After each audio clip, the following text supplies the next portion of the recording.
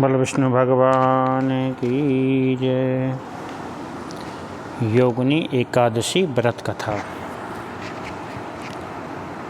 कुंती पुत्र ने कहा, हे यदुनाथ, आपने अभी निर्जला एकादशी व्रत की अच्छी कथा हमको सुनाई है। अब आप आषाढ़ मास के कृष्ण पक्ष की एकादशी का नाम बताइए तथा इसकी कथा और महत्तम इसका क्या है, यह सब हमें बताइए। आपकी अति कृपा होगी। तो श्री कृष्ण जी बोले, हे नरेश, आषाढ़ मास के कृष्ण पक्ष की एकादशी को योगिनी एकादशी के नाम से जाना जाता है। इसका उपवास पुण्य, समस्त पापों को भस्म करने वाला एवं दोनों लोकों में मुक्ति दिलवाने वाला है। हे राजेश्वर, यह योगिनी एकादशी त्रिलोक में सर्व प्रसिद्ध एवं पापनाशिनी है। अब मैं तुम्हें इससे संबंधित एक अत्यंत पुरातन कथा सुनाता हूँ। ध्यानपूर्वक उसको आप लोग सुनिए। एक नगरी जिसका नाम था अलकापुरी, वहाँ पर कुबेर नामक राजा का शासन था। वह परम शिव भक्त था। अपनी पूजा अर्चना के लिए उसने हेममाली नामक एक माली नियुक्त किया था, जो राजा को पूजा अर्चना के लिए मानसरोवर और बगीचे से फूल लाकर देता था।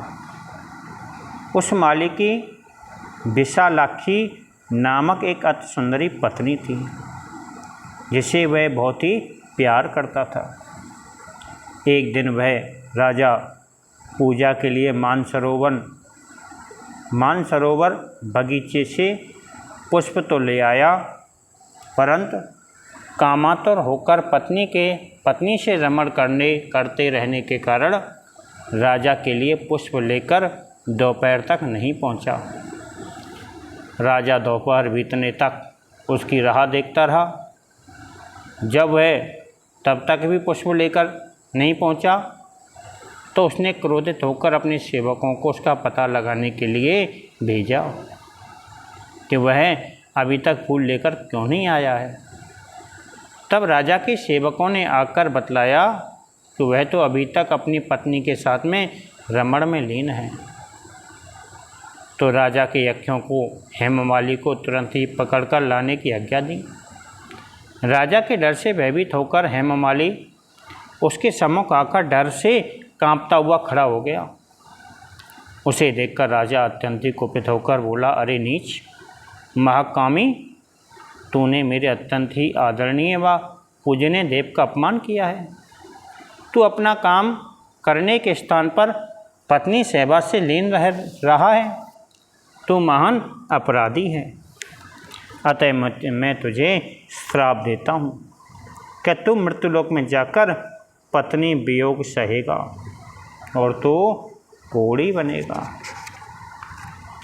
राजा के श्राप के अधीन वह उसी समय स्वर्गलोक से मृत्युलोक में आकर पत्नी से बिछुड़ गया और कोढ़ी बनकर महान दुख पाने लगा।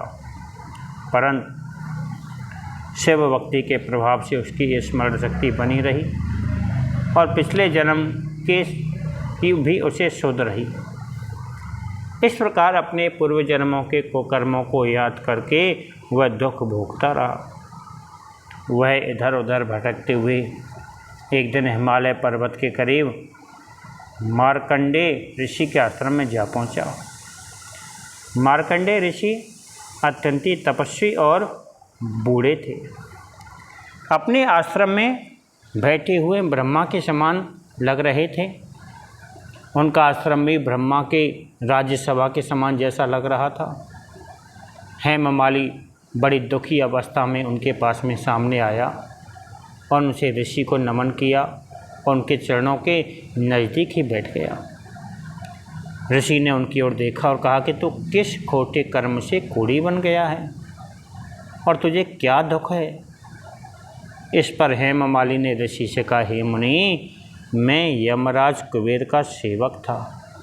मेरा नाम हेममाली है। राजा की पूजा के लिए नित्य रोजाना मैं पुष्प लाया करता था। एक दिन पत्नी के साथ में विहार करते करते देर हो गई और दोपहर तक फूल लेकर नहीं पहुंचा। इस पर यमराज कुबेर ने मुझे श्राप दे दिया कि तू अपनी पत्नी का वियोग भोग और मृत्युलोक में जाकर कोढ़ी बनकर दुख भोग। इससे मैं कोढ़ी हो गया हूँ और महान दुख भोग रहा हूँ। अतः आप कोई ऐसा उपाय बताइए जिससे मेरी मुक्ति हो जाए। उसकी व्यथा जानकर ऋषिराज बोले, हेममाली, तूने सत्य वचन बोले हैं, अतः मैं तुझे मुक्ति का उपाय बतलाता हूँ। अगर तुम आषाढ़ महीने के कृष्ण पक्ष की एकादशी को योगिनी का उपवास विधि विधान से पूरा करोगे तो तुमको इस दुख से मुक्ति मिल जाएगी और तुम्हारे सारे पापों का विनाश हो जाएगा। हेममाली ऋषि के वचनों को सुनकर बहुत ही खुश हुआ और उसने ऋषि के कहने के अनुसार योगिनी एकादशी का व्रत पूरा किया। योगिनी एकादशी उपवास के पुण्य के प्रभाव से वह अपने असली रूप में लौटकर पहले जैसा ही हो गया। उसे अपनी पत्नी भी मिल गई। वह उसके साथ में पुनः विहार करने लगा। हे धर्मनंदन, 88,000 ब्राह्मणों को भोजन देने से जो फल प्राप्त होता है वह अकेले इस एकादशी उपवास से प्राप्त हो जाता है।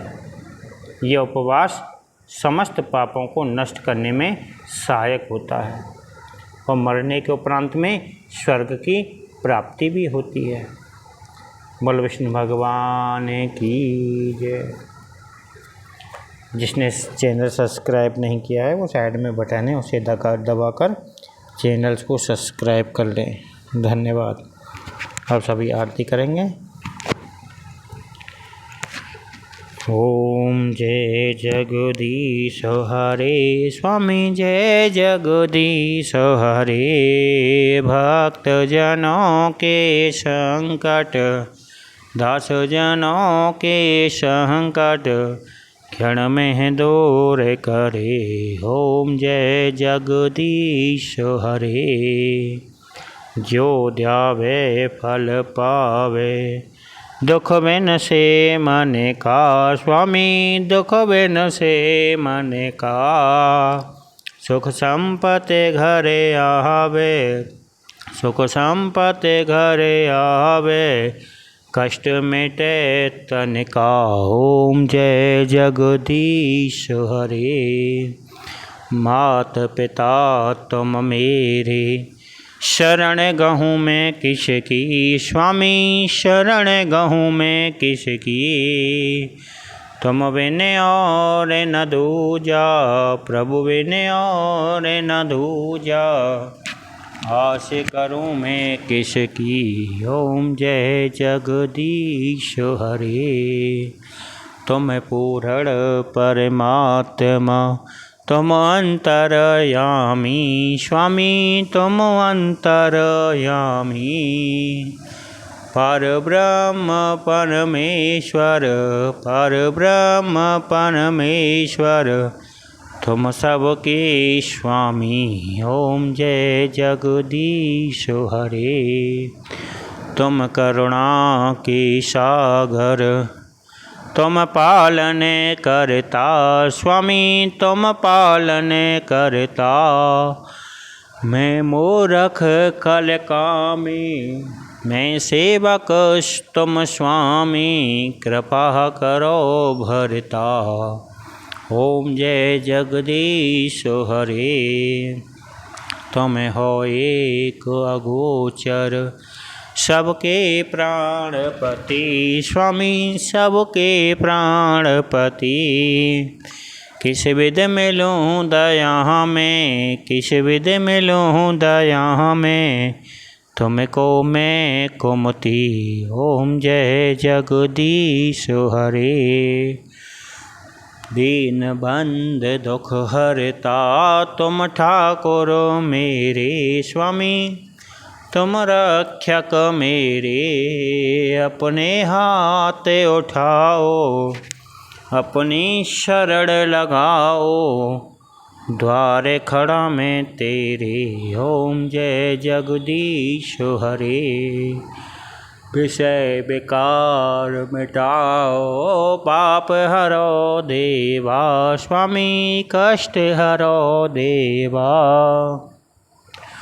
श्रद्धा भक्ति बढ़ाओ, श्रद्धा प्रेम बढ़ाओ, संतन की सेवा। ओम जय जगदीश हरे। श्याम सुंदर जी की आरती जो कोई नर गावे, स्वामी प्रेम सहित गावे।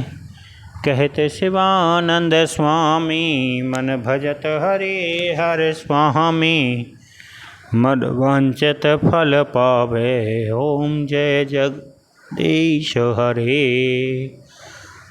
जय जगदीश हरे। स्वामी जय जय दीनानाथ हरे। स्वामी जय जय राधे श्याम हरे। भक्तजनों के संकट, दास जनों के संकट, बंसी वाला दूर करे। ओम जय जगदीश हरे। बोलो विष्णु भगवान की जय। एकादशी महात्म की जय। जय जय श्री राधे श्याम।